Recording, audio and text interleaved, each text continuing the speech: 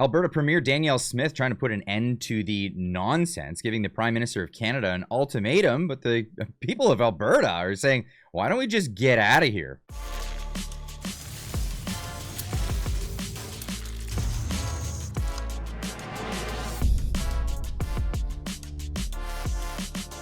Ladies and gents, welcome back. If you're new here, my name's Clyde, and I encourage you to hit that subscribe button down below. Let's get into this story. Canada just voted to separate from Alberta. This is from Jeffrey Rath's Substack. Well, if you like what you hear here, tune in this evening. I'm going to have Jeffrey Rath on the show. That's going to be a real treat especial, so tune into that. Albertans woke up this morning in a new country. Quebec and Ontario voted to separate from Alberta. That's really what it's looking like, by electing a globalist communist party of China supporting anti-American climate hysteric by the name of Mark Carney. Canada effectively voted Saskatchewan and Alberta out of Canada. 64% of Albertans and 65% of Saskatchewan, I always struggle over that word, Saskatchewanians, voted against ongoing colonial rule of their respective provinces by Eastern Canadian globalists. Those of us who support an independent Alberta were happy that Quebec and Ontario made the reality of a divorce from Canada official by electing Mark Carney as their divorce lawyer. That's right. Now, Mark Carney made an announcement this morning talking about what he's going to do to help out Canada's economy. In the coming weeks, I will unveil more of our plans to engage with Canadians as we embark on the biggest transformation of our economy since the end of the Second World War. And, of course, the news media. This is the CNN News 18. Good job of keeping all the audio on the right channel. If you noticed that, I don't know, this professionalism, it's just, that's what it's all really about. Now, of course, Mark Carney's plans for this is obviously written out in his book, where he quotes Karl Marx 30 times. Amazing. Yeah, but basically this is more of a plan down the same path as Justin Trudeau. Same cabinet members, same everything. And he's also pushing for central bank digital currency. They're going to have digital IDs, I'm sure, is on the docket there, because how else would you be able to keep track of those digital currencies that they're looking to implement while they make us a bunch of shoeboxes that we can live in. But this is Danielle Smith taking to the stage yesterday to basically put things straight and say, well, here's how we're going to move forward, and do it or else. Now, as we all know, one thing has changed. We have a new Prime Minister. And I will say that in my first conversation with him since the election, he had some promising things to say about changing the direction of his government's anti-resource policies. However, Albertans are more of a actions speak louder than words kind of people. So while I will in good faith work with Prime Minister Mark Carney on unwinding the mountain of destructive legislation and policies that have ravaged our provincial and national economies this past decade, until I see tangible proof of real change, Alberta will be taking steps to better protect ourselves from Ottawa. As a start, I will soon appoint a special negotiating team to represent our province in negotiations with the federal government on the following reforms requested by our province. We hope this will result in a binding agreement that Albertans can have confidence in. Call it an Alberta Accord, if you will. First, Alberta requires guaranteed corridor and port access to tidewater off the Pacific, Arctic, and Atlantic coasts for the international export of Alberta oil, gas, critical minerals, and other resources in amounts supported by the free market, rather than by the dictates and whims of Ottawa. Every province in the country, other than Alberta and Saskatchewan, have coastal port access, and no province needs it more given the size and value of our resources. This will benefit all Canadians to the tune of trillions of dollars of economic activity, including billions for First Nations partners.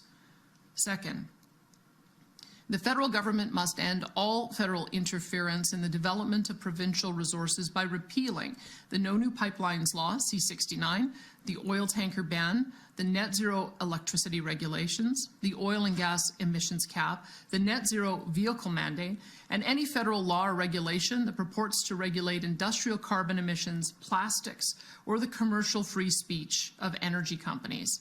These laws are destroying investment confidence and costing Canada and Alberta hundreds of billions in investments each year.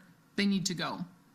Third, the federal government must refrain from imposing export taxes or restrictions on the export of Alberta resources without the consent of the government of Alberta. Frankly, all provinces should be given that same respect for their resources. And fourth, the federal government must provide to Alberta the same per capita federal transfers and equalization as is received by the other three largest provinces, Quebec, Ontario, and British Columbia. We have no issue with Alberta continuing to subsidize smaller provinces with their needs, but there is no excuse for such large and powerful economies like Ontario, Quebec, BC, or Alberta to be subsidizing one another. That was never the intent of equalization, and it needs to end. Absolutely, absolutely. Now it's really funny that last one, it was not even on the table for the Conservative Party in the last election. So let me know in the comments down below whether you think any of these demands will be met. But she's being serious about it. She's saying these needs must be met. If these points can be agreed to by the federal government, I am convinced it will not only make Alberta and Canada an infinitely stronger and more prosperous country, but will eliminate the doubts a growing number of Albertans feel about the future of Alberta in Canada. While these negotiations with Ottawa are ongoing, our government will appoint, and I will chair, the Alberta Next panel. This panel will be composed of some of our best and brightest judicial, academic, and economic minds to join with me in a series of in-person and online town halls to discuss Alberta's future. Well, we'll see how that works out. Again, leave a comment in the comment section down below. Let me know what you think about that. But some of the other best and brightest minds in Alberta are working on a different strategy. Now, back to the article from Jeffrey Rath. Alberta independence means $70 billion a year staying in Alberta. That's right. The federal government is siphoning that out. Again, the transfer payments, all of this money that's going to Quebec, Ontario. Why do they need to be subsidized? Apparently, they're big economic stronghouses. They could do things on their own. Alberta independence means more federal income taxes, corporate taxes, capital gains taxes, excise taxes, consumer or industrial carbon taxes. Costs will decrease. No more of those things. Costs will decrease. Healthcare, education, and pensions will have additional funding without bending the knee to Ottawa. Family incomes will increase, and Alberta will become the most tax advantageous place in North America to invest and earn returns on capital. Now, of course, people are saying, well, it's going to become the 51st state. Well, why become the 51st state when they could be an independent Alberta and not have a federal income tax? That is a huge cost savings. And like Jeff points out here, a massive draw for investors to move into Alberta. So Alberta independence is actually the preferable situation here across the board. Now, of course, it's great to have a good relationship with the United States of America. It's good to have a great relationship with Canada. Currently, Alberta is not allowed to have either of those things. They're not having a good relationship with Ottawa, with the rest of Canada, and they're not allowed to have a good relationship with the United States because that would not be elbows up, folks. Leave a comment in the comment section down below if you know what I'm talking about there. Now, so many people are on board with this, and this is historically the case. Now, those lie with statistics, as I pointed out here, back in 2019.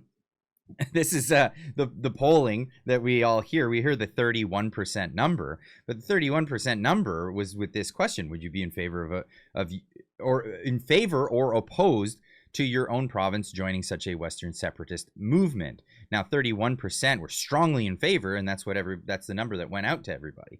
How many people are in favor? Well, they just say how many people were in favor of it and put number 31%. But what about the moderately in favor people with 29%? It turns out it was actually 60% of people in Alberta were in favor. And if you add the numbers up with Saskatchewan as well, 26 strongly in favor and 27% moderately in favor, they were also in favor, and that was back in 2019. Just imagine what it is now with the economic prospects that we have laid out by our own PMO, of course. That's where we're at with that. Now, Danielle Smith also in that speech, recognizing that there is a citizen-led initiative to make this happen. She's not pushing this forward, but there is a citizen-led initiative. However, if there is a successful citizen-led referendum petition that is able to gather the requisite number of signatures requesting such a question to be put on a referendum, our government will respect the democratic process and include that question on the 2026 provincial referendum ballot as well. Well, shocker that in the first day they got nearly 200,000 signatures, with the new provisions that we'll be going through with Danielle Smith's legislation only require 177,000. But it looks like they may be pushing to have it on the ballot earlier if they can get if we can get the prerequisite 600,000 signatures based on the current law. This could be on the ticket as soon as October of this year. This is serious. This is a serious thing. And of course, there's a lot of contention, a lot of people saying, poo-pooing the idea, and a lot of people championing the idea. What do you think? Leave a comment in the comment section down below. Let me know what you think about this. We're going to be having Jeffrey Rath on tonight. Join in, because that will be a real treat. Jeffrey Rath, obviously, the author of this article and in full support of the Alberta Prosperity Project. So tune in, and we'll get some of the in-depth questions that people are looking for answers for. We'll see you in the next one. Keep on trucking.